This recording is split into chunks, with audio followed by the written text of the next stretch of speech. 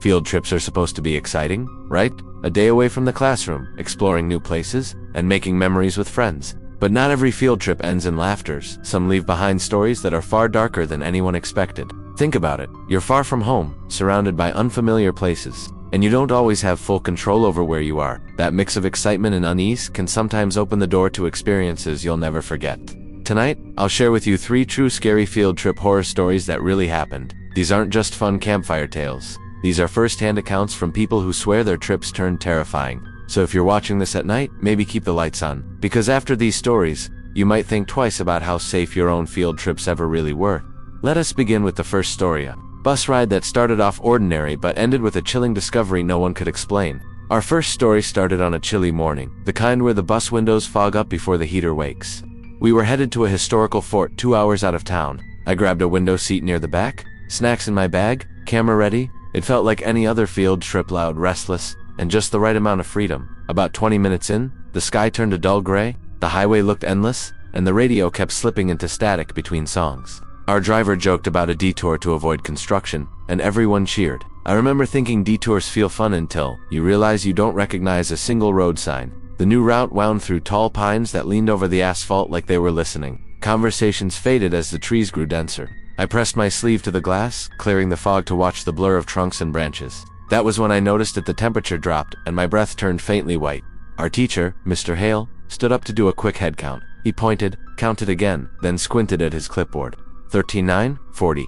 He paused, frowned, and then shrugged. 40. The number sounded right, but the way he said it made me glance over my shoulder at the last row. The back seat was always the most chaotic, but today it looked oddly tidy. No backpacks exploding with snacks, no shoes in the aisle, just a hoodie draped over the corner like someone had stepped away for a second. I didn't think much of it, until the hoodie twitched like it had settled after weight lifted off. Static hissed through the speakers, then a whisper of music slid back in. I could have sworn I heard a voice between frequencies. My name stretched like it was being pulled through a straw. I laughed it off, tapped my friend's elbow, and blamed it on the radio. He didn't laugh back. To shake the weirdness, a few of us started to sing along off-key. Loud, ridiculous, exactly what the moment needed. For a while, the vibe reset. But when we hit a stretch of road that felt older than the map itself, the bus swayed, and the overhead lights flickered in a rhythm that didn't match the bumps. We pulled into a small rest stop that looked stuck in another decade. One vending machine hummed near a cracked bench. Everyone spilled out, grateful to stretch. I hung back a moment, and as the warm air rushed past me, I noticed a palm print on the fogged window on the outside. 5 fingers clear as a stamp. Did you see that? I asked my friend, pointing. He shrugged, said it was probably from the last group. Maybe, but the heater had been blasting the whole time. The outside glass should have been cold and dry. I wiped it away with my sleeve, and my sleeve picked up the chill like I'd touched a freezer wall. When we lined up to hop back on, Mr. Hale counted again. 39, he hesitated, brows knitting, then nodded. 40. We filed in. I paused at the last step, feeling that small, silly pull to turn around. The lot looked empty, just wind teasing a plastic bag across the asphalt. Back on the road, the bus felt heavier, like it was working harder on the climb. I checked the aisle. No one was standing. Back row still neat. The hoodie had moved, though now folded over the middle seat, sleeves crossed like careful hands. I didn't see anyone take it. I pulled out my phone and snapped a photo of the windshield view, just trees, road, and a sliver of gray sky. When I previewed it, a second reflection hovered over the driver's shoulder. Not mine, not my friend's, someone sitting 2 rows behind us. Face turned away, hair too dark to place. I told myself it was glare. Phones love making ghosts out of reflections. Still, I tucked the phone away and tried to nap. The hum of the engine almost did the trick, until I heard the softest thud, like a small bag dropping gently under a seat, followed by a zipper whispering open. Who dropped something? I asked, half joking. A few heads lifted, then sank back down. The aisle stayed quiet. I leaned over, peering beneath the seat in front of me. Nothing but gum, crumbs, and a pencil that wasn't mine. When I sat up, the hoodie at the back had shifted again, now propped upright. We finally reached the fort. Stone walls, cool air, and a guide who loved dates more than stories. Everyone spilled out and clustered by groups. I did another silent count of our cluster. 39 backpacks, 40 shadows stretching across the courtyard stones. 1 shadow didn't match a body. During the tour, I kept catching movement in peripheral vision, like someone short and quick slipping just behind the group.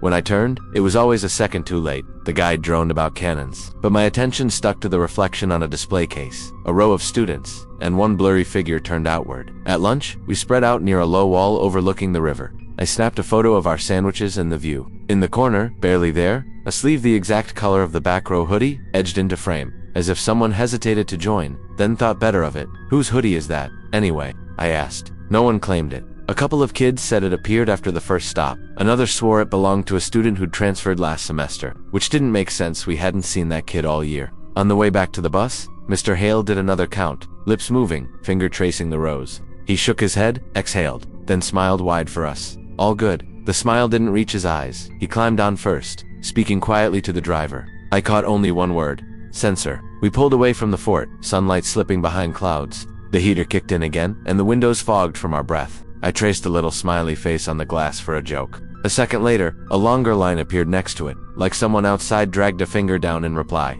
I wiped it clean and leaned close, my reflection layered with the seats behind me. For a moment, the back row wasn't empty at all. A shape sat there, shoulders slightly hunched, head tilted like they were reading over someone's shoulder. I blinked, and the seat flattened again.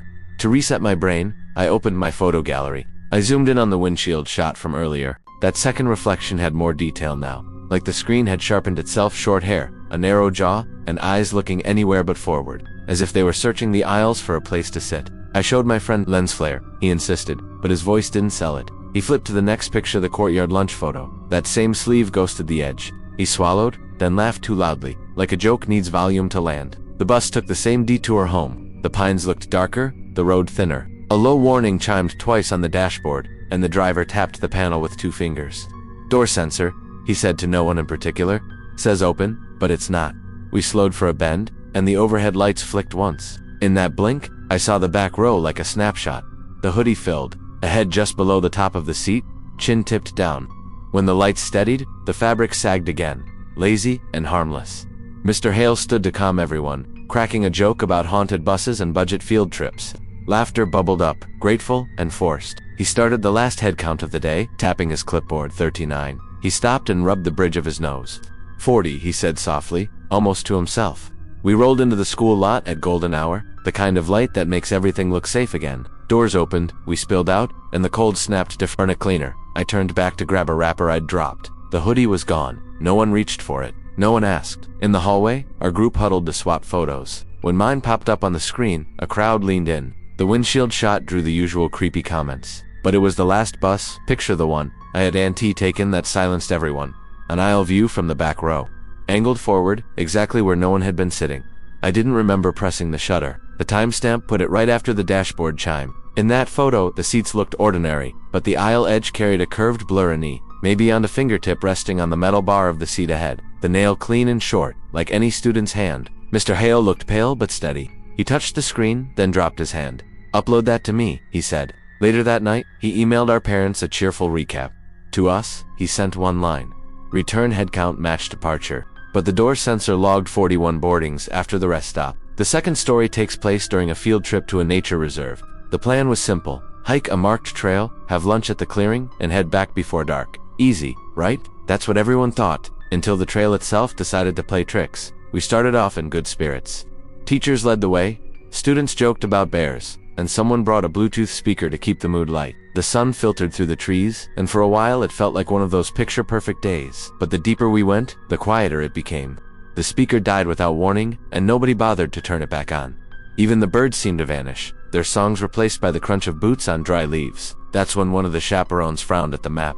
The trail markers' bright red stripes on trees were gone. We should have been halfway to the clearing, but every turn looked the same, and the path behind us already seemed unfamiliar. Our teacher reassured us it was fine, that we'd just missed a marker. We trusted him, until a student at the back swore they saw someone step behind a tree just out of sight. Probably another hiker, someone muttered. But when we waited, no one appeared. The woods stretched on in every direction, still and watchful, like the trees were eavesdropping. We walked faster, nerves starting to creep in. A breeze stirred the branches, carrying whispers that sounded suspiciously like words. My friend squeezed my arm and whispered, "Tell me you heard that too." I nodded, but kept moving. Then came the smell damp, earthy, but sharper, almost metallic. It clung to the air, stronger with each step. No one wanted to be the first to say it, but we were all thinking the same thing.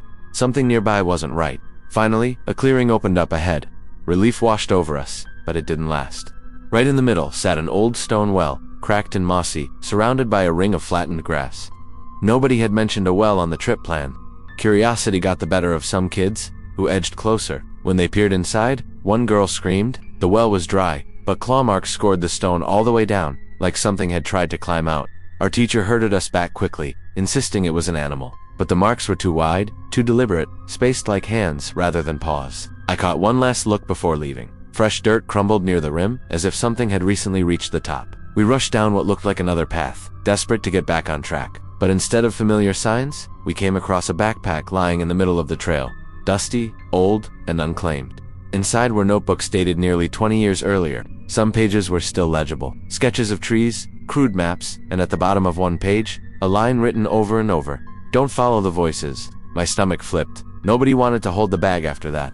The teachers grew tense, whispering to each other when they thought we weren't listening. One tried to call for help, but her phone had no service. Not even a single bar. We pressed on, nerves raw. Then, from the trees behind us, came the sound of laughter. High-pitched, echoing, and wrong. It didn't belong to anyone in our group. We broke into a run. Branches whipped our arms, and the ground seemed to shift beneath our feet. The trail twisted, doubling back in ways that didn't make sense. Every few seconds, someone swore they saw a figure dart between the trees. Finally, just as panic boiled over, we burst onto a familiar trail, marker a fresh red stripe that hadn't been there minutes earlier. Teachers urged us forward, and we didn't stop until the visitor center came into view. Everyone collapsed onto the benches, gulping water, laughing nervously, like it had all been a misunderstanding. But when one teacher checked her pedometer, her face drained of color. We'd walked nearly 10 miles, on a loop that should have been less than 3. And here's the part that stuck with me most, the backpack. When staff checked it later, they confirmed it belonged to a student who'd gone missing on a field trip nearly 2 decades ago. They never found the kid, just his bag. Our teachers told us not to talk about it, said the memory might spook younger students. But of course, the story spread anyway. The woods became haunted, the well became a dare, and the laughter turned into legend. Even now, whenever I hear someone planning a nature hike, I think back to that day. The silence, the smell, the marks in the well, it all felt too real to dismiss. Because if you've ever been lost in the woods, you know the forest has a way of swallowing things. People, time, even whole stories. Sometimes, it gives something back, like that backpack. But often, it doesn't. And that's why this field trip still feels unfinished to me. We made it out, but I can shake the thought that something or someone was making sure we saw exactly what it wanted us to. Maybe it was coincidence. Maybe it was just nerves. But when I replay the moment in my head, the laughter in those trees doesn't sound like coincidence at all. That was story number 2. And if you think that was bad, just wait for the last one. Because this next field trip story, Dose and Tea, just involves strange sights or eerie sounds. It's about what happens when something decides to follow you home. The third story comes from a student who thought her nightmare ended when the trip was over. But she quickly found out, some things don't stay behind in the woods. And honestly, this one still makes me double-check the shadows outside my window. So get comfortable because story number 3 might just be the creepiest of them all. It starts on a field trip to a museum, a place that should have been perfectly safe, surrounded by history and artifacts. But what she experienced there followed her long after the bus ride home. Let's dive in. The third story takes place during a field trip to a museum. You'd think of museums as safe, quiet halls, glass cases, and tour guides droning about history. But sometimes, the past doesn't like to stay trapped behind glass. The group arrived mid-morning, students shuffled in, half awake, teachers trying to keep everyone from running off. The building was huge, echoey with high ceilings that made every footstep sound louder than it should. At first, everything was normal. Fossils, old weapons, mannequins, and ancient clothing. Kids laughed, snapped photos, and tried to rush ahead. But in the Egyptian exhibit, things started to feel heavy. The air was cooler there, stiller, like the whole room was holding its breath. One student swore the carved eyes on a sarcophagus lid followed her as she walked. Everyone else laughed, but I noticed she refused to pass that display again. When we gathered for lunch in the museum courtyard, one girl sat apart from the group. She kept glancing over her shoulder, pale lips pressed tight. When asked what was wrong, she whispered, "I think something's behind me." At first, everyone assumed it was a prank. Field trips are full of dares and jokes, but the longer she sat there, the more obvious it became she wasn't joking. She barely touched her food, eyes darting toward the shadowed corners of the courtyard. After lunch, the class moved to the art wing. Paintings lined the walls, portraits of long-dead faces staring down at us. The girl stayed in the middle of the group, practically clinging to her friend. She said she could hear footsteps matching hers, even when no one was behind her. Halfway through, the lights flickered. Just once, just long enough for everyone to notice. When they came back, the girl swore she saw a dark figure in the reflection of the glass case beside her. The teachers tried to calm her down, telling her it was her imagination. But by then, more of us were starting to feel it too that thick, watching silence, like someone invisible was walking the halls with us. On the ride home, the bus was unusually quiet. Even the rowdy kids kept their voices low. The girl sat near the front, arms crossed tight, staring out the window. I sat a few rows back, And every so often, I thought I saw a shadow move across the aisle behind her, though no one was sitting there. When we finally got back to school, everyone scattered, eager to forget the weird mood. But later that night, the girl sent a message to our group chat. "It's in my room." We thought she was joking until she followed up with a photo, just her bedroom, lit by her desk lamp. But in the corner of the shot, the reflection in her mirror showed something she swore wasn't there at all. Dark figure standing by her closet. She said she'd tried to ignore it, tried to sleep, but every time she closed her eyes, she heard footsteps circling her bed. When she turned on the light, the room looked empty, but the mirror always showed something else. Her parents brushed it off, said it was stress, but when they checked her room themselves, they admitted the air felt colder than the rest of the house. Days turned into weeks. She started skipping school, saying she couldn't sleep. Her friends visited, but most left quickly, uneasy in her room. They said they could feel it too, that same heavy silence from the museum exhibit. One night she called me in tears. She said she'd seen the shadow figure lean over her desk and touch her notebook. When she turned on the light, the notebook was open to a page filled with scribbles she swore she hadn't written. The words repeated, "You saw me," over and over, in shaky handwriting that didn't match hers. At that point, her parents brought in a priest to bless the house. For a while, it seemed to calm down. No more scribbles, no more footsteps. But she still refused to look in her mirror after dark. By the end of the school year, she transferred to another district. Some said it was because of family issues, but those of us who knew her story understood. She just wanted to get as far away from that museum memory as possible. And here's the part that chills me most. A year later, another class went to the same museum. Different students, different teachers. When they returned, a boy from that trip posted on social media about a strange photo he'd taken. It was of the same Egyptian exhibit. At first glance, just a picture of the sarcophagus, but in the reflection of the glass case. A blurry dark shape that didn't match any student or teacher in the group, that confirmed what many of us already believed. Whatever followed her home was just in her head. It was tied to that place, waiting for someone else to notice. To this day, I avoid museums after hours, because if history can leave behind echoes, maybe some of them are stronger than we realize, and maybe they're not happy being ignored. What makes this story so terrifying isn't just the shadow itself. It's the thought that once you notice it, you can't unsee it. You carry it with you, like a weight, even if it never fully shows itself again. Her story became legend in our school, whispered whenever field trips came up. Some kids laughed it off, but others admitted they believed her. Especially the ones who'd been in that exhibit, who remembered the air going cold and the silence pressing in. I don't know if she ever fully escaped it. The last I heard, she'd moved states away, and she still covered all her mirrors, just in case. And honestly, I can't blame her. Because if you've ever felt watched when you're alone, you know how real that fear can be.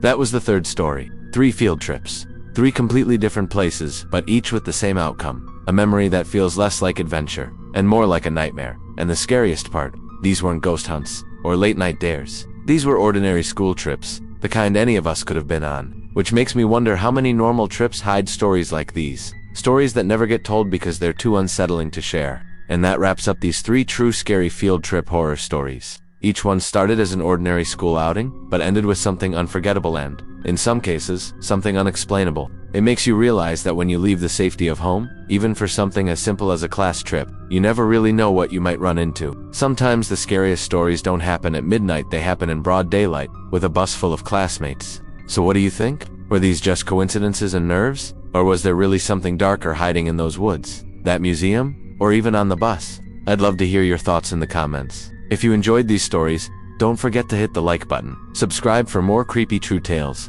and share this video with your friends. Your support helps me keep bringing these stories to life. Thanks for watching, and remember, the next time you're on a field trip and things feel a little off, trust your gut. Because sometimes, the scariest memories don't wait until you're home, they begin the moment the trip starts.